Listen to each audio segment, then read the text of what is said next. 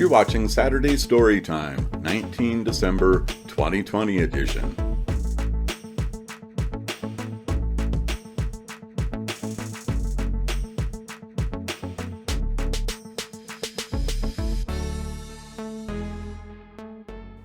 Hi, welcome back to Saturday Story Time. Let's get started. This plumber is sort of an expert on the fossils of the Kimmeridge clay deposit. Here it's along the Dorset coast in southern Britain. Well, he's discovered a new ichthyosaur. That's a dinosaur fish, essentially.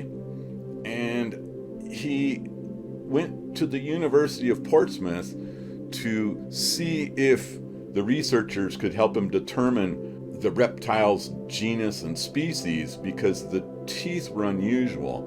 And so graduate student Megan Jacobs has identified this ichthyosaur as a new genus and species, Thalassodraco echesi. So this is one of the smallest of the now 5 ichthyosaurs from Britain's late Jurassic period. This is 115 million years ago. And it is a reptile.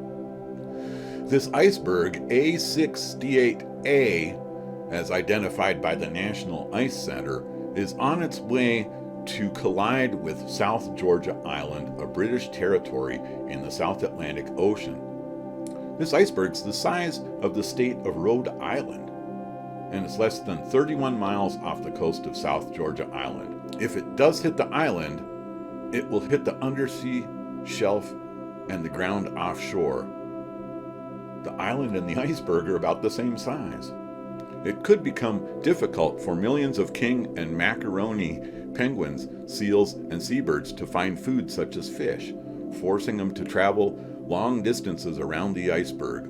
In addition, blue whales feed just off the coast of the island, and this could complicate their access to krill. Okay, well, let's keep an eye out.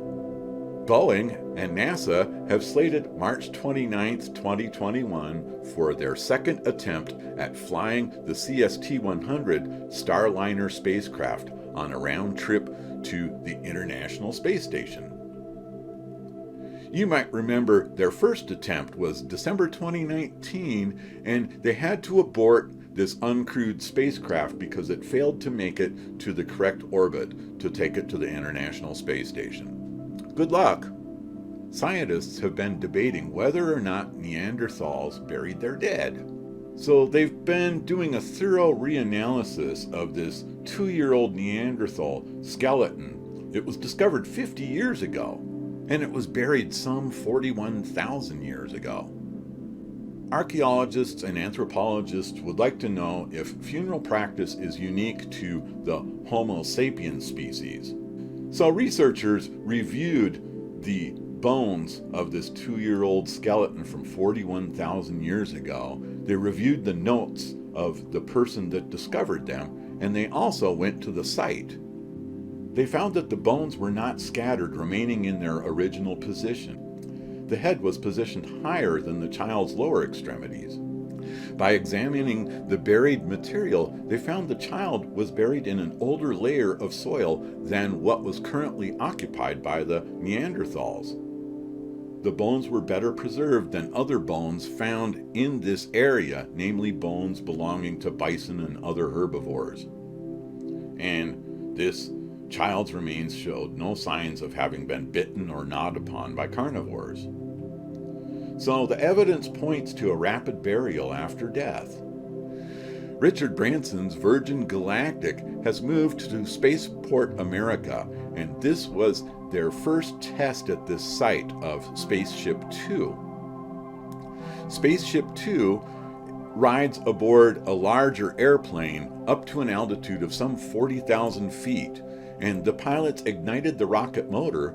There was a bright flash, but then it went out. So the crew had to glide back down. Fortunately, they made it safely. This is intended to take passengers up to the edge of our atmosphere, hitting altitudes of more than 50 miles, where space begins, according to the FAA. China's Chang'e 5 lunar probe is on a mission. It collected about 2 kilograms of samples from this Mons Rumker area, believed to be a site of ancient volcanic activity on the moon. Well, it's been orbiting the moon for about a week, and last Sunday it fired up 4 engines for its return from the moon back to Earth with samples taken from the moon. Look forward to news about the recovery of this.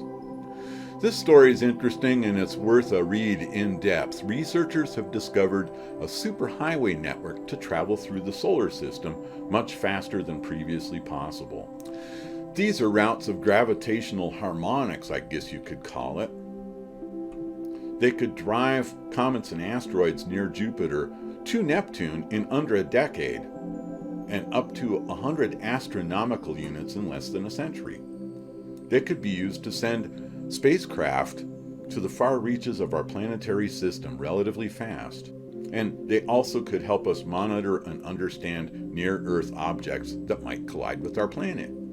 Their paper, published in the November 25th issue of Science Advances, the researchers observed the dynamic structure of these routes, forming a connected series of arches inside what's known as space manifolds.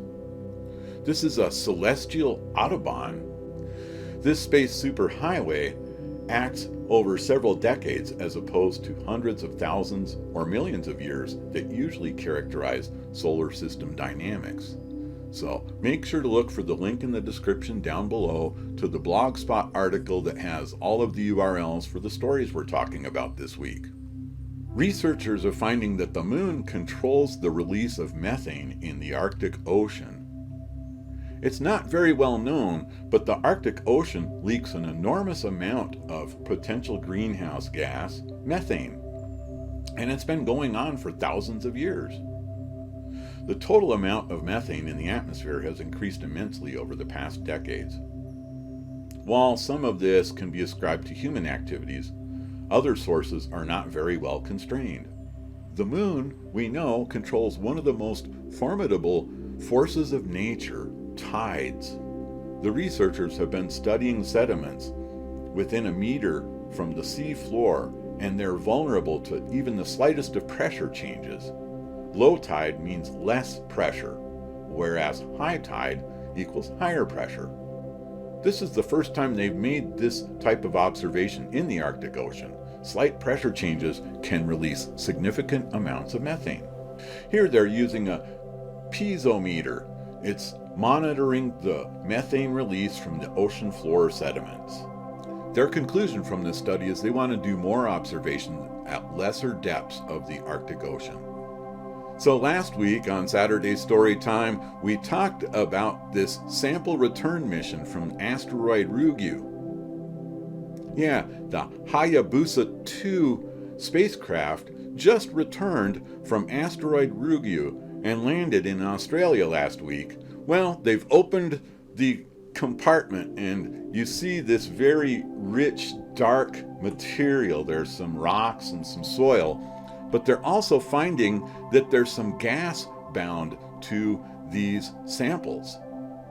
They successfully recovered gas samples from the asteroid. Just like our recent discussion about how water molecules can be bound to the soil on the moon, this gas could be bound with minerals from the asteroid soil, and the gaseous samples are expected to be identified, determining their age. Happy is an elephant at the Bronx Zoo, and this non-human rights project was soliciting the court to release this 49-year-old Asian pachyderm by writ of habeas corpus. But the court determined that habeas corpus only applies to humans, so they won't release the elephant. The group wants Happy to be released to a 2,300-acre sanctuary in Tennessee as the cold months of winter approach. Speaking for the zoo, the veterinarians, keepers, and curators believe that it's best for Happy and the zoo's other elephant, Patty, to remain in familiar surroundings and allow them to interact with each other and the people they both know, rely on, and trust. The Non-Human Rights Project counters the issue as whether non-human animal has a fundamental right to liberty protected by writ of habeas corpus, and it's a profound and far-reaching question. It speaks to our relationship with the life around us. Ultimately, we will not be able to ignore it. So they plan to appeal. MIT has created a new type of atomic clock, and it measures entangled atoms. These atoms are trapped in an optical cavity composed of two mirrors, squeezed by a laser, and then with these atoms entangled, their frequency is measured by a second layer. This atomic clock, if it started at the beginning of the universe, would be off by less than 100 milliseconds today. More precise atomic clocks could help scientists unlock mysteries of the universe, measuring things like dark matter and gravitational waves. And now for the weather. On Neptune, NASA's been using Hubble Space Telescope to watch the mysterious dark vortex on Neptune, and they expected it would drift down to the equator and dissipate. But it changed direction in August of 2020, doubling back to the north. And even more puzzling, there's another smaller dark spot found in January of this year. It temporarily appeared near its larger cousin. It might possibly have been a piece of the giant vortex that broke off and drifted away, and then disappeared. So this movement has never been observed before. This storm is 4,600 miles across. It's the fourth dark spot that Hubble has observed on Neptune since 1993. Two other dark storms were discovered by Voyager 2 in 1989, but they had disappeared before Hubble could observe them. These dark vortices are high-pressure systems that can form at mid-latitudes. They may migrate towards the equator. They start out stable due to this Coriolis effect, which causes northern hemisphere storms to rotate clockwise. But as these storms migrate towards the equator, the Coriolis effect weakens and the storm disintegrates. A team of scientists believe they've detected radio emission from a distant exoplanet. This would be the first time such thing has occurred. This planet is roughly 51 light years away. This is from the system named Tau Boots. It seems something is sending a radio signal into space, in what might be a first for astronomy. So these researchers first studied radio emissions from Jupiter, and now they look at this exoplanet that lies roughly 51 light years away from Earth, and they see the signal is from the Tau Boots system, which contains a binary star and an exoplanet. And they're making the case that this radio emission is from the planet itself. From the strength and polarization of the radio signal and the planet's magnetic field, it's compatible with their predictions. Yeah, it's not an alien race beaming radio signals into space. It's a potential byproduct of the magnetic field of the planet and the energy reflected from its host star.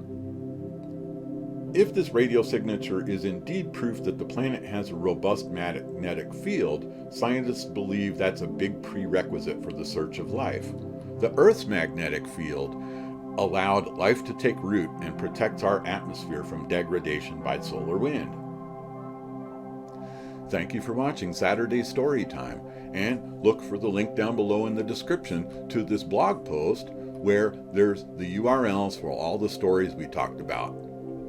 Also, check out the blog because it's fully searchable, and there's an article posted for every episode of Saturday Storytime dating back to December of 2019. Thank you, and have a great week. Thank you for watching Shitoku Tech. Please subscribe, comment, like, and share.